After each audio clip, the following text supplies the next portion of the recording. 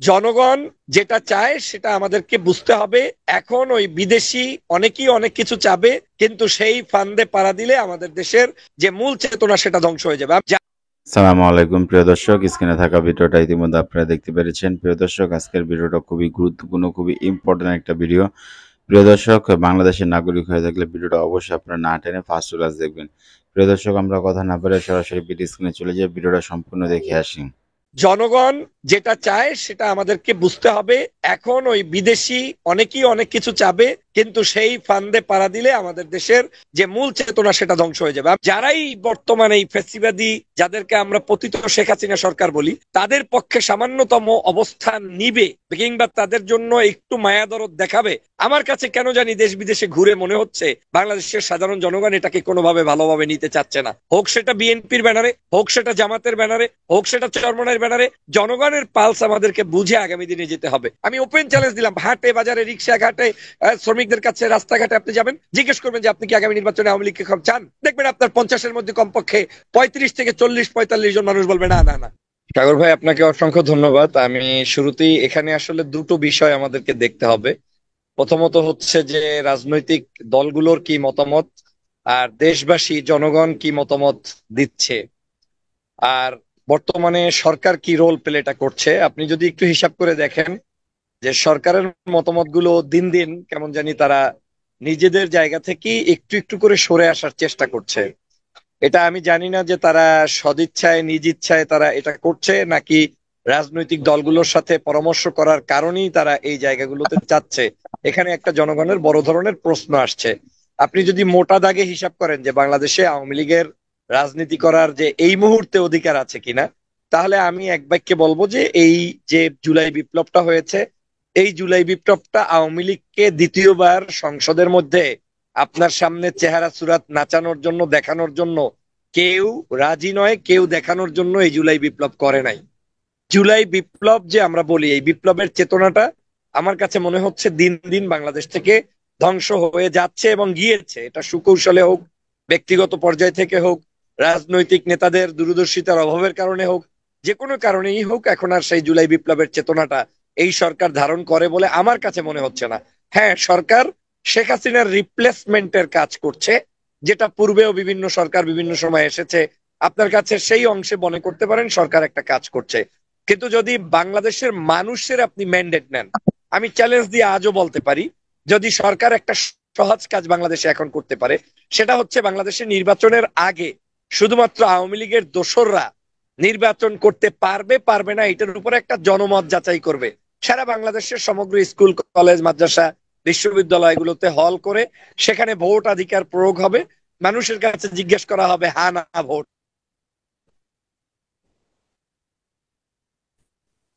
যে আপনি কি আগামী দিনে এই সরকার শেখ হাসিনাকে আগামী নির্বাচনে চান চান না। বাংলাদেশের যদি আপনাকে চ্যালেঞ্জ দিয়ে বললাম, তারা যদি পার্সেন্টেজে এইটাই বেশি আর পায়, তাহলে তারা নির্বাচনে যাওয়ার জন্য উপযোগী একটা দল হতে পারে, যদি তাকে আরো সন্দেহ থাকে।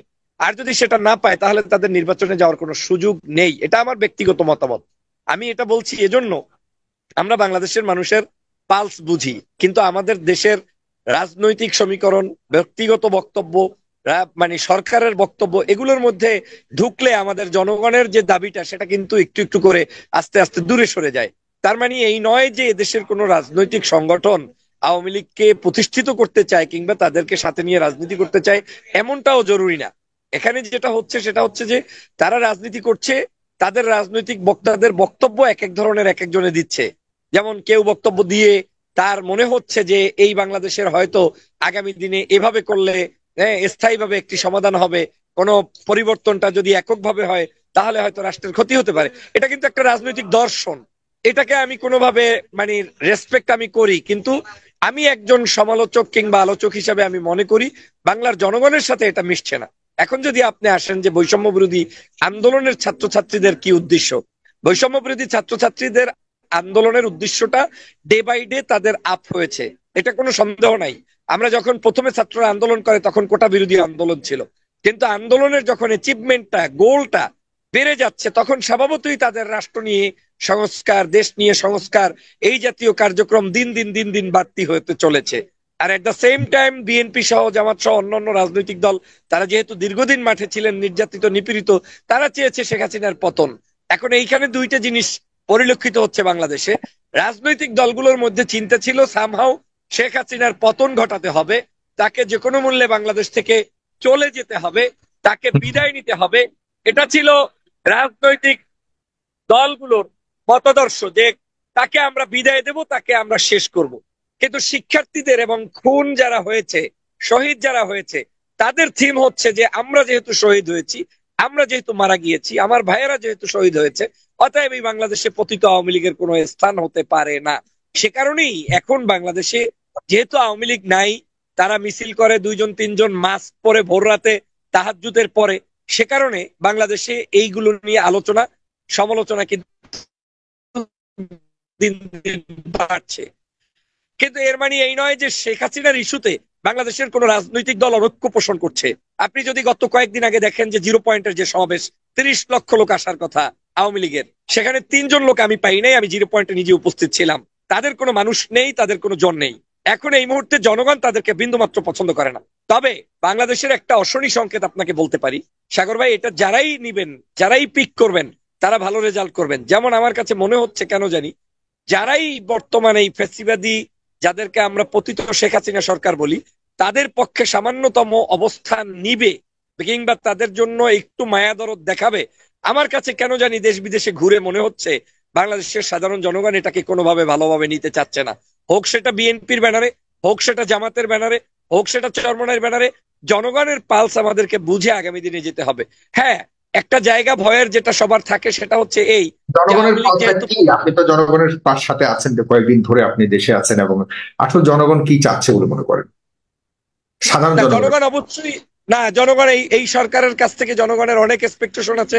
জনগণ মনে করে যে এই সরকার আরো সঠিকভাবে পরিচালিত হতে হবে। এই সরকারকে আওয়ামী লীগের ব্যাপারে জনগণের ইয়ে কি, মানে মতামত কি? আওয়ামী লীগের ব্যাপারে না, জিরো টলারেন্স নীতি, জিরো টলারেন্স নীতি। বাংলাদেশের কোথাও আওয়ামী লীগকে কেউ, আর ক্ষমতায় তো দূরের কথা, নির্বাচন পদ্ধতি কোনো জায়গায় সংস্কার কোথাও তাকে দেখতে চায় না, কোনো জায়গায় দেখতে চায় না। এটা যদি আপনি এই জন্যই আপনাকে বলছি সাগর ভাই, একজন ক্ষুদ্র কর্মী হিসাবে আপনি যদি এটা জনমত যাচাই করতে চান, তাহলে আপনি একটা গণভোট দিতে পারেন। কিন্তু রাজনৈতিক দলগুলোর বক্তব্য, আমি আবার সাগর ভাই আপনাকে বলছি, এখানে কমপ্লিকেটেড একটা ইস্যু তৈরি হয়ে যাচ্ছে। রাজনৈতিক দলের নেতারা রাজনৈতিক পরিভাষায় বক্তব্য দিচ্ছে, কূটনৈতিক নেতাদের সামনে কূটনৈতিক পরিভাষায় বক্তব্য দিচ্ছে, কিংবা সাংবাদিকদের সামনে সাংবাদিকদের পরিভাষায় বক্তব্য দিচ্ছে। কিন্তু এটা জনগণের কথা না। জনগণের কথা আপনাকে বুঝতে হলে জনগণের কাছে আপনার যেতে হবে। জনগণকে আপনি চাপিয়ে দিলে হবে না। আপনি বাংলাদেশে যদি 50 জন মানুষকে জিজ্ঞেস করেন যে তোমরা কি আগামী নির্বাচনে, যে কোনো জায়গায়, আমি ওপেন চ্যালেঞ্জ দিলাম, হাটে বাজারে, রিক্সা ঘাটে, শ্রমিকদের কাছে, রাস্তাঘাটে আপনি যাবেন, জিজ্ঞেস করবেন যে আপনি কি আগামী নির্বাচনে আওয়ামী লীগকে চান, দেখবেন আপনার 50-এর মধ্যে কমপক্ষে 35 থেকে 40-45 জন মানুষ বলবে না না না, তাদেরকে বাদ রেখে করবেন। এখন বাংলাদেশে যে ভয়টা দেখাচ্ছে অনেকে, বামপন্থীরা কিংবা অন্য মানুষরা কিংবা বিদেশি কোনো এজেন্টরা, যে তাহলে নির্বাচন হবে কার সাথে, এই কথা আমি কিন্তু স্বাধীন বাংলাদেশ হওয়ার পরে 5ই আগস্টের পরে বারবার টকশোতে বলেছিলাম।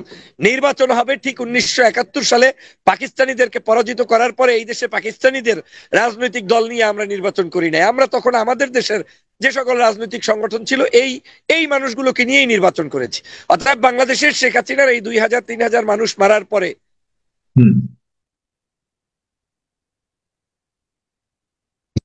প্রিয় দর্শক, আমি আপনাদেরকে যুক্ত করব, 50,000 মানুষের হাত পা পঙ্গু করার পরে তাকে ছাড়া রাজনীতি হবে না। ডক্টর ফজলুল হক, আপনি সাগর ভাই, আপনি স্টাক হয়ে যাচ্ছিলেন। জি হ্যাঁ, শেষ করবেন। এখন কি শোনা যাচ্ছে? প্লিজ, এখন শোনা যাচ্ছে। জি, আমি যেটা বলতে চেয়েছি যে বাংলাদেশের জনগণ যেটা চায় সেটা আমাদেরকে বুঝতে হবে। এখন ওই বিদেশি অনেকেই অনেক কিছু চাবে, কিন্তু সেই ফান্দে পাড়া দিলে আমাদের দেশের যে মূল চেতনা সেটা ধ্বংস হয়ে যাবে। আমি আপনাকে উল্লেখ করে বলি, গত পরশুদিন কে পা দিচ্ছে? কারণ আমরা দেখছি জামাতে ইসলাম বলছে যে আওয়ামী লীগ ছাড়া নির্বাচন হবে না, বিএনপি বলছে, জাতীয় পার্টি তো আছে আগে থেকে, বড় বড় দলগুলোর মধ্যে তো সবাই চাচ্ছে, একমাত্র এখন দেখা যাচ্ছে আপনার কাছে কি কোনো অফিসিয়ালি স্ট্যাম্পে প্যাডে তারা কি কোনো ঘোষণা দিয়েছে, না কূটনৈতিক বক্তব্যগুলোর কথা বলছেন? প্রধান উপদেষ্টা কি বলেছে আমি আপনাকে আবারও পড়ি। প্রধান উপদেষ্টা আজকে বলেছেন যে তিনি দা হিন্দু পত্রিকাকে তিনি সাক্ষাৎকার দিয়েছেন, সেখানে তিনি বলেছেন স্পষ্টভাবে আসন্ন নির্বাচনে দল হিসেবে আওয়ামী লীগের প্রতিদ্বন্দ্বিতার বিষয়ে তার কোনো আপত্তি নাই। বিএনপি চায় নির্বাচনে সব রাজনৈতিক দলের অংশগ্রহণ অবশ্যই থাকতে হবে। এর মধ্য দিয়ে বড় রাজনৈতিক দল হিসেবে বিএনপি তার রায় দিয়ে দিয়েছে। এবং ডক্টর ইউনূস বলেন, একটি বড় দলের মতামতকে আমরা উপেক্ষা করতে পারি না। জামাত ইসলাম তো সেই শুরু থেকেই বলেছে, এখনো পর্যন্ত বলছে যে তারা ফ্যাসিস্ট বলতে রাজি নয়, কারণ এটা তো জামাত আমি আমি বলেছি। না, আমি এই দুটো ব্যাখ্যা সম্পর্কে টুকটাক জেনেছি যতটুকু, সেটার ভিন্ন ব্যাখ্যা আছে, লম্বা সময় নিয়ে আরেকটা পয়েন্টে আমি আপনাকে তুলে ধরবো। আমি সংক্ষেপে যেটা বলতে চাই যে জুলাই বিপ্লবের পরে 5 তারিখের পরে জনগণের যে আকাঙ্ক্ষা ছিল, যে উদ্দেশ্য ছিল, ছাত্র জনতার যে আকাঙ্ক্ষা ছিল, সেটা থেকে সরকার চলে এসেছে। রাজনৈতিক সংগঠনগুলো ধীরে হুম। ধীরে আমার কাছে মনে হচ্ছে কিছুটা সরে এসেছে, যদিও ইনক্লুডিং আমার দল সহই মনে হয়। বারবার বলেছি যে বাংলাদেশে প্রায় তারা কিন্তু প্রত্যেকটা জায়গায় এখনো তারা কিন্তু দায়িত্ব পালন করছে। আমি গত পরশুদিন সচিবালয়ে গিয়েছি, সচিবালয়ের অবস্থা দেখে মনে হয়েছে যে এখানে কোনো বিপ্লবিক কোনো সরকারের পরিবর্তন হয় নাই, কিংবা কোনো বিপ্লবধারী কোনো ব্যক্তি বসে নাই। এমনকি মন্ত্রীদেরও সাক্ষাৎ করেছি আমি, সেখান থেকে স্পষ্ট যেটা বুঝতে পেরেছি। উপদেষ্টা উপদেষ্টা কার সাথে সাক্ষাৎ করেছেন, কেন মনে হয়নি? হ্যাঁ, আমি উপদেষ্টা দুজন, বর্তমান সরকারের 2জন উপদেষ্টার সাথে সরাসরি সাক্ষাৎ করে এসেছি। আসিফ নজরুল স্যারের সাথে সাক্ষাৎ করেছি, তারপরে আসিফ মাহমুদের সাথে সাক্ষাৎ করেছি, তারপরে সচিবদের সাথে সাক্ষাৎ হয়েছে, শিক্ষা ভবনে গিয়েছি, আইন ভবনে গিয়েছি, বিভিন্ন জায়গায় উপসচিবদের কাছে গিয়েছি। ইয়েস, মানে তাদের মধ্যে ওয়েলকামিংটা ছিল, মানুষকে ওয়েলকাম করেছে। কিন্তু আমি জুলাই বিপ্লবের যে একটা চেতনা, সেই চেতনাটা আমি ওখানে ফিল করতে পারি নাই। কারণ আমার কাছে মনে হয়েছে most of the people, same people যারা পূর্বের সরকারের আমলে ছিল, তারাই কাজ করছে। এবং এই সরকারের মধ্যে আমার কাছে মনে হচ্ছে কেউ না কেউ কোনো একটা জায়গা থেকে ভীতি ভীতি তৈরি করে দিয়েছে যে যে কোনো মূল্যে এই সরকারকে সাংবিধানিক একটা প্রক্রিয়াকে অনুসরণ করে আগামী দিনে এইভাবে এইভাবে আগাতে হবে, এবং সেটার উপরেই ভিত্তি করে তারা আগাচ্ছে। ধন্যবাদ এই আপনাকে। আগানোটা আপনিও বলছেন যে এই সরকারেরই আসলে একটা পরিকল্পনার অংশ হিসেবেই তারা, যেটা তারেক রহমান বলতে যাচ্ছে, যেটার মধ্যে আসলে রাজনৈতিক দলগুলোকে তারা দায় দিয়ে এরকম একটা কিছু করার চেষ্টা করছে আওয়ামী সরকার, লীগের। না, সরকার সুযোগ নিচ্ছে আমার কাছে মনে হচ্ছে, সাগর ভাই। সরকার একটা এখানে খুবই রোল প্লে করবে। কনফিউশন আছে। এই কনফিউশন দূর করার জন্য আমাদের দর্শকরাও যুক্ত হবেন, আমি দর্শকদের যুক্ত করছি। খুবই ইন্টারেস্টিং আলোচনা চলছে। প্রিয় দর্শক, আপনারা প্রস্তুতি নিন। আমি এখনই ইউটিউবের কমেন্ট বক্সে আপনাদেরকে লিঙ্ক দিয়ে দিচ্ছি, সেই ধরে আপনারা যুক্ত হবেন, আপনাদের প্রশ্নগুলো রাখবেন ছোট্ট। প্রিয় দর্শক, স্ক্রিনে থাকা ভিডিওটা ইতিমধ্যে আপনারা দেখতে পেরেছেন। ভিডিওটা খুবই গুরুত্বপূর্ণ ছিল। আপনাদের মূল্যবান মতামতগুলো কমেন্ট বক্সে কমেন্ট করে জানিয়ে দিবেন। আপডেট ভিডিও পেতে চাইলে 9-10 মিনিটের চোখ রাখবেন এবং ভিডিওগুলো অবশ্যই শেয়ার করে দিবেন। শেয়ার করলে আপনি প্রচুর মানুষ দেখতে পারে এবং বুঝতে পারে, বাংলাদেশ সম্পর্কে জানতে পারে। এবং একটা ভিডিও শেয়ার হলে এবং ভিডিওটা বেশি ভিউজ হলে আমরা পরবর্তী ভিডিও বানানোর জন্য ইন্সপায়ার হই। সো ভিডিওটা অবশ্যই শেয়ার করে দেবেন। ভালো থাকবেন, সুস্থ থাকবেন। আপডেট ভিডিও পেতে চাইলে অবশ্যই আমার চ্যানেলে চোখ রাখবেন। আল্লাহ হাফেজ।